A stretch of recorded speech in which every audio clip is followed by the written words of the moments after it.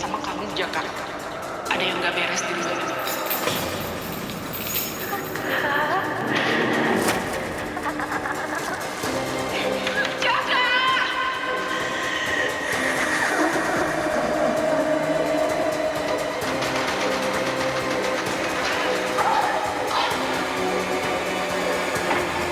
তোমাদের ভিতরে অনেকেই ছোটবেলায় দাদি নানির কাছে শুনেছো যে রাতে হাতের নখ কাটা বা চুল কাটা অশুভ। তো এরকম একটি ঘটনাকে কেন্দ্র করে আজকের এই মুভিটি। আজকের এই মুভিটির নাম হলো পামালি, যা একটি ইন্দোনেশিয়ান হরর মুভি। যা বলতে পারো যে এই ঘটনা একটা পালপাক নামের ফলাফল বলতে পারো। তো আই থিঙ্ক তুমি মুভিটা অনেক তোমাদের এন্টারটেইন করবে আমার থ্রুতে। তো যাই হোক, আর এটার IMDb রেটিং 5.4 আউট অফ 10। তো লেটস বিগিন।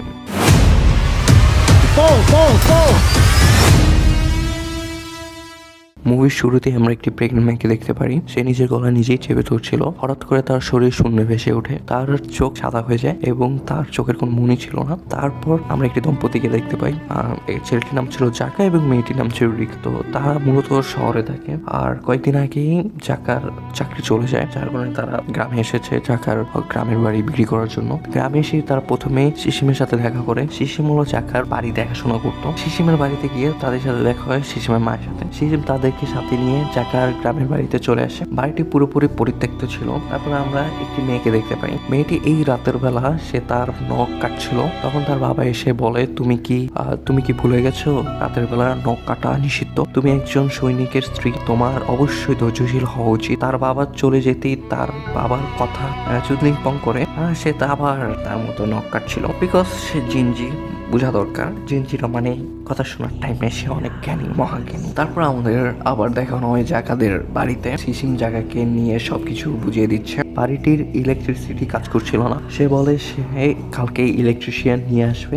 জাকা ওরিকা বাড়িটি পরিষ্কার করবে, তাই বাড়িতে থেকে যায়। বাড়িটি পুরনো ও পরিত্যক্ত থাকে, অনেক ময়লা ও ধুলাবাড়ি ছিল। তারা সেই সবকিছু পরিষ্কার করা শুরু করে দেয়। সব করে দরজা খুলছিল, কিন্তু একটি ঘর ব্যতীত। তাই তারা পাশের রুমে চলে যায়। রিকা যখন বাথরুম পরিষ্কার করছিল, সে লক্ষ্য করে যে কিছু কাটা চুল পড়ে আছে, এগুলো সে ফেলে দেয়। আবার যখন রাতে সে বাথরুমে আসে, সেখানে অনেকগুলো চুল পড়ে থাকতে সে দেখতে পায়। বিষয়টি তার কাছে একটু খটকা লাগে, অবশ্যই সেটা সে ইগনোর করে। বাইরে জ্বর ছিল, জানালা বন্ধ করার সময় তার নখটি সামান্য সে নীল কাটার দিয়ে নখ কাটা শুরু করে। যাকে সে বলে রাতের বেলা নখ কাটা কিন্তু নিষিদ্ধ, এটা অশুভ।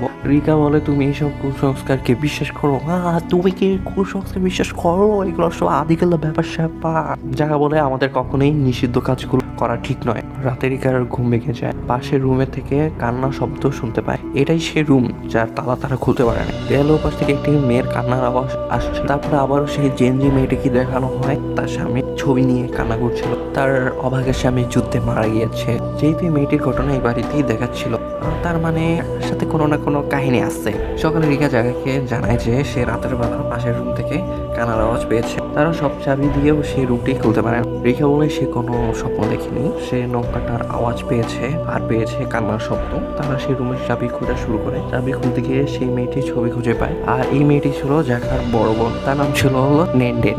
নেনডেন ও জাকার পুরো পরিবার অনেক বছর আগেই মারা গেছে। জাকা তখন অনেক বেশি ছোট ছিল, তাই তার তেমন কিছু মনে নাই। ছবির সাথে জাকা কিছু অদ্ভুত জিনিস খুঁজে পায়, যা দিয়ে সাধারণত পূজা করা হয়। তখন সেখানে সিসিন ইলেকট্রিশিয়ান নিয়ে আসে। রিকা সেই অদ্ভুত জিনিসগুলো বাইরে ফেলছিল, যা দেখে সিসিন চুপ হয়ে যায়। রিকা সিসিনকে জিজ্ঞেস করে সে কি নেনডেনের ব্যাপারে কিছু কি জানে। সিসিন বলে, না আমি জানি না, কিন্তু তার চেহারা দেখে বোঝা যাচ্ছিল সে কিছু লুকাচ্ছে, মানে সামথিং কাপলা। হ্যাঁ, ওই ইলেকট্রিশিয়ান লাইন ঠিক করে দেয়। জাকা সিসিনকে বলে কাল একজন লোক আনতে, যাতে একটি তালা খোলা যায় ওই বন্ধ রুমে। কথা বলা শেষে সিসিন চলে যায়। রিকা ও জাকা ঘরের ভেতরে ক্লিনিং এর কাজ শুরু করে যে পরিষ্কার করা লাগবে, বিক্রি করবে তার যেমনি হোক। রিকা খাবার বানায়। খাওয়া শেষে জাকা চা বানিয়ে রিকাকে ডাকে। রিকা তার পিছনেই ছিল। হঠাৎ করে সে খেয়াল করে রিকা বাইরে ঝাড়ু দিচ্ছে। তাহলে তার পিছনে কে? তার পিছনে কেউ ছিল না। সে ভয় পেয়ে যায়, কিন্তু জাকা রিকাকে কিছু বুঝতে দেয় না। সিন শিফট হয়। আমরা দেখতে পাই নেনডেনকে। সে রাতে বাথরুমের চুল চুল কাটছিল। বাথরুমের বাহিরে তার মা দরজা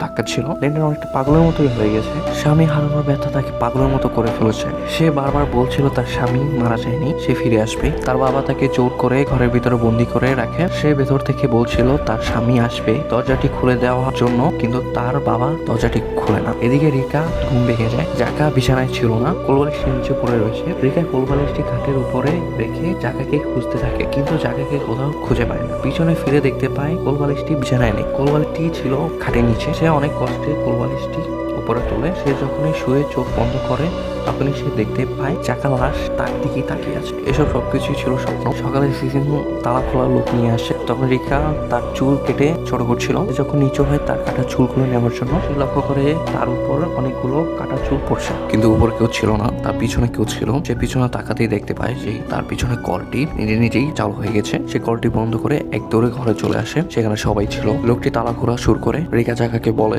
এই বাড়িতে কিছু না কিছু একটা আছে, ওদেরকে বাড়িটি ছেড়ে চলে যাওয়া উচিত, নয়তো কোনো না কোনো বিপদ হতে পারে। তখনই লোকটি দরজাটি লক খুলে ফেলে। এই ঘরটি ছিল লেনদেনে। ঘরটির চারপাশ থেকে ঢাকা ছিল। সেখানে ছিল লেনদেন ও জাকার ছোটবেলার ছবি। জাকার দেয়ালে লাগানো একটি শিকল দেখতে পায়। সিন শিফট হয় অতীতে। লেনদেনের পায়ে শিকল পরানো হয়েছে যেন সে কোথাও পালাতে না পারে। সে বারবার কাটছিল আর শিকল খোলার জন্য চেষ্টা করছিল। তার মা বাইরে বসে তার কান্না শুনছিল। লেনের ভিতরে চিৎকার করে কান্না করছিল। তার মা শুনে তার ঘরে আসে। সে নিজেকে আর সামলাতে না পেরে শিকলটি খুলে দেয়। সিন শিফট বর্তমানে রেখা তালা খোলার লোককে জিজ্ঞেস করে এই পুজোর জিনিস দিয়ে কি করা হয়। তখন সে জানায় এই গ্রামের মানুষরা ভূত প্রেতে অনেক বিশ্বাস করে। এই জিনিসগুলো ব্যবহার করে কোনো খারাপ আত্মাকে শান্ত করার জন্য ব্যবহার করা হয়। রিকা তখন তাদেরকে বলে এ বাড়িতে আসার পর থেকে তাদের সাথে অনেক অদ্ভুত ঘটনা ঘটছে। তারা কি লেন্ডেনের ব্যাপারে কিছু জানে? সিন শিফট হয় লেন্ডেন ঘরে নেই। তার মা দেখতে পায় লেন্ডেন একটি গাছের উপরে দাঁড়িয়ে আছে। তার গলায় ফাঁসির দড়ি লাগানো। তার মা কাঁদতে কাঁদতে তাকে নামতে বলে, কিন্তু সে ফাঁসিতে ঝুলে যায়। তার মা লেন্ডেনের পা জড়িয়ে কান্না করছিল। বর্তমানে সিসিন ও লোকটি দ্রুত গাড়িতে বসে চলে যায়। তখন রিকা জাকাকে জিজ্ঞেস করে তুমি কি জানতে না তোমার বোন এই বাড়িতে ফাঁসি দিয়ে মারা গেছে? জাকা চুপ হয়ে যায়। সে সবকিছু জানতো। সে চায়নি রিকা ভয় পা। তার কাছে বর্তমানে কোনো টাকা নেই। বাড়িটি বিক্রি করা অত্যন্ত প্রয়োজন। রাতে জাকা বসেছিল। রেডিওতে ভেসে উঠে লেনদেনের কণ্ঠ। জাকা জাকা বলে তাকে ডাকছিল। তারপরে সবকিছুই চুপ হয়ে যায়। ঘরের কোনায় কেউ দাঁড়িয়ে রয়েছে, কিন্তু অন্যদিকে জাকা ফিরতেই সে গায়েব হয়ে যায়। জাকা উপরেই তাকাতে দেখতে পায় লেনদেনকে। লেনদেন জাকার উপর আক্রমণ করে বসে। সে তার গলা চেপে ধরে। জাকা নিজেকে লেনদেনের হাত থেকে বাঁচানোর জন্য অনেক চেষ্টা করতে থাকে। তখনই সেখানে রিকা চলে আসে। রিকার উপস্থিতিতে লেনদেন ওখান থেকে গায়েব হয়ে যায়। জাকা রিকাকে বলে কাল সকালে তারা এই বাড়ি থেকে চলে যাবে। আমরা জাকার বাবা মাকে দেখতে পাই।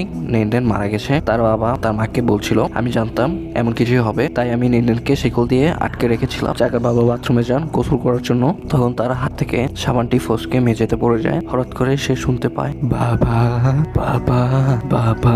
সাবানের কারণে সে কিছুই দেখতে পাচ্ছিল না, কিন্তু বারবার একই শব্দ আসছিল বাবা বাবা। হঠাৎ করে তিনি পেছনে লেনদেনকে দেখতে পায়। ভয় তার পা পড়ে থাকা সাবানের উপর পড়ে। সাথে সাথে তার পা পিছলে বাড়ি খায় পেছনে শক্ত দেয়ালে, আর সে সেখানে মারা যান। আর এদিকে চাকা একটি বই পড়ে জানতে পারে কিভাবে এই পূজাটি করতে হবে। তার জন্য প্রয়োজন কিছু জিনিস ও লেনদেনের বিয়ের শাড়ি। সে সেই জিনিসগুলো খোঁজা শুরু করে। বাইরে থেকে ভেসে আসছিল লেনদেনের কণ্ঠ জাকা জাকা। জাকা বাইরে যায়, কিন্তু সেখানে সে কিছু দেখতে পায় না। সে যখনই ফিরে আসে তখনই পিছনে থাকা দোলনাটি দুলতে থাকে। এদিকে জিকা একটি রুমে দরজা খুলতে পারছিল না, তার মানে সে একটি রুমে আটকা পড়েছিল। তখন তার পিছন থেকে লেনদেন তার দিকে এগিয়ে আসছিল। জাকা দৌড়ে গিয়ে আহত হয়। লেনদেন রিকাকে ধরে ফেলে। জাকা দরজার কাঁচ ভেঙে ভেতরে প্রবেশ করে। সে সোজা রিকাকে জড়িয়ে ধরে। জাকা রিকাকে জানায় সে জানতে পেরেছে লেনদেনের আত্মাকে শান্ত করার উপায়। লেনদেনের বাবা মারা যাওয়ার পর তার মা পূজার জন্য প্রস্তুতি নেয়, কিন্তু লেনদেনের আত্মা সেখানে চলে আসে। সে তার মাকে ডাকছিল মা মা মা আমাকে সাহায্য করো।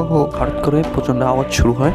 এই সপ্তাহে তার মায়ের কানের পর্দা ফেটে মারা যায়। এদিকে রিকা ও জাকা পূজার জন্য সব প্রস্তুতি শেষ করে। শুধুমাত্র শাড়িটি আনা বাকি ছিল। হঠাৎ করে রিকা অদ্ভুত আচরণ শুরু করে দেয়। সে জাকার একটি হাত চেপে ধরে। তখনই জাকার অতীতের একটি ঘটনা মনে পড়ে যায়। সে দেখতে পায় লেনদেন বিয়ের শাড়িটি স্টোর রুমে লুকাচ্ছে, যা জাকা লুকিয়ে লুকিয়ে দেখছে। কিন্তু লেনদেন জাকাকে দেখে ফেলে। তার ফলে লেনদেন জাকার হাত চেপে ধরে ছিঁড়ে ফেলে। এই ঘটনার পর লেনদেনকে শিকল দিয়ে বন্দি করা হয়। এদিকে রিকা পাগলের মতো আচরণ করছিল। জাকা এখন জানে শাড়িটি কোথায়। সে যায় স্টোর রুমে। এদিকে আমরা মুভির শুরুর সিনটি দেখতে পাই, কেউ রিকাকে গলা চেপে ধরছিল, তার দেহটি শূন্যে ভেসে উঠে, তার চোখের কোনো মনে নেই এবং চোখটি সাদা হয়ে যায়। অপরদিকে জায়গা সেই শাড়িটির বক্সটি খুঁজে পায়, কিন্তু তখনই সেখানে রিকা চলে আসে। তার ভেতর রয়েছে লেন্ডের আত্মা। সে জাকার উপরে আক্রমণ করা শুরু করে, তাদের মধ্যে শুরু হয় ধস্তাধস্তি। জাকা অনেক কষ্টে রিকাকে অজ্ঞান করে শাড়িটি নিয়ে ফিরে আসে, শুরু করে পূজার কাজ। রিকা বাইরে থেকে তাকে ডাকে জাকা জাকা বলে, কিন্তু জাকা তার পূজা বন্ধ করে না। কিন্তু হঠাৎ করেই রিকা চুপ হয়ে যায়। বাইরে থেকে ভেসে আসে রিকার কান্নার আওয়াজ। জাকা ভয় পেয়ে যায়, ভয় পেয়ে বাহিরে গিয়ে রিকাকে জড়িয়ে ধরে, কিন্তু এটি ছিল একটি ফাঁদ। লেন্ডেন রিকাকে ছেড়ে যায়নি। একটি টেবিল উড়ে এসে জাকাকে আঘাত করে, জাকা পড়ে যায়। রিকা একটি টেবিল তুলে জাকার উপর ছুঁড়ে মারে, তারপর সে এগিয়ে আসে জাকাকে মারার জন্য। জাকা তাতে বাধা দেয়, কিন্তু জাকা রিকার সাথে পারছিল না। সে রিকাকে জড়িয়ে ধরে সেই পূজার মন্ত্রগুলো পড়া শুরু করে। রিকা জাকার গলা চেপে ধরে, তাও জাকার মন্ত্র পড়া থামে না। ধীরে ধীরে একসময় রিকা শান্ত হয়ে যায়। রিকা একটি প্রচন্ড চিৎকার করে, তারপর রিকার ভেতর থেকে লেন্ডেনের আত্মাটি চলে যায়। তারা দুজনে অজ্ঞান হয়ে যায়। সকালে তাদের ঘুম ভাঙে। তারা দুজনে আহত ছিল কিন্তু স্বাভাবিক ছিল। তারপর আমরা দেখতে পাই বাড়ির নতুন মালিক বাড়ির কাগজপত্র বুঝে নিচ্ছে। তার মানে অবশেষে জাকা নিজের বাড়িটি বিক্রি করে দিয়েছে। তারা গাড়ি দিয়ে রওনা হয়। জাকা গাড়িতে বসে তার মায়ের একটি ডায়েরি পড়ছিল। সেখান থেকেই জানতে পারে এই সব কিছু শুরু হয় রাতের বেলা নখ কাটার কারণে। তারপর রাতে কেটেছিল আবার চুল। এইসব অশুভ ও নিষিদ্ধ কাজগুলো করার কারণে একটি আত্মা লেন্ডের উপর ভর করে। তারপর তার স্বামী মারা গেছে এবং পরবর্তীতে তার পরিবার। হঠাৎ করে তার মনে পড়ে রিকাও রাতের বেলা নখ কেটেছিল। সে চিন্তিত হয়েছে, কারণ এর জন্য তাদের উপর নেমে আসতে পারে কোনো বিপর্যয়। তারা সিসিমের বাড়ির সামনে এসেই গাড়ি থেকে নামে। সিসিমের মা লক্ষ্য করে রিকার পা থেকে নেমে আসছে রক্ত, অর্থাৎ তার পেটের বাচ্চাটি মারা গেছে। যাই হোক, আজকের এই মুভি এক্সপ্লেনেশন এখানে শেষ। একটা কথাই বলবো, আমি আসলে ঘুম থেকে উঠি আর রাত্রের বেলায় মানে বিকালের আশেপাশে, তো মানে রাত আমি ভোরের দিকে ঘুমাই আর উঠি হলো বিকালের আশেপাশে, এই 5টা-6টার দিকে। মানে একটু রুটিনটা একটু উল্টাপাল্টা। তো যাই হোক, আমার নখগুলো অনেক বড় বড় হয়ে গেছে। তো এই মুভির আগেই এই মুভির আগেই আমার নখগুলো অনেক বড় হয়েছে। তো এই মুভি দেখার পর থেকে আমি ভয় ঠেলায় নখ কাটতে পারতেছি না। আবার কখন কি অশুভ হয়ে যায়, আমার উপরে ভূত অ্যাটাক করে বলা যায় না। আর আমার একটু জ্বর, তো আমার কণ্ঠ টুস টাস টান খায়, মানে বেশি জোরে কথা বলতে গেলে ফাইটা যায়, হয়ে যায়। তো এটা একটু অ্যাডজাস্ট করে নিবা। তো দেখা হচ্ছে অন্য কোনো এক্সপ্লেনেশন ভিডিওতে। তার আগে ভিডিওতে লাইক করবা, কমেন্ট করবা, এরকম নতুন নতুন এক্সপ্লেনেশন ভিডিও দেখার জন্য সাবস্ক্রাইব করবা। তো অন্য একটা ভিডিওতে দেখা হবে হরর অর অ্যাকশন থ্রিলার কোনো একটা মুভির এক্সপ্লেনেশন নিয়ে। ততক্ষণের জন্য বাই।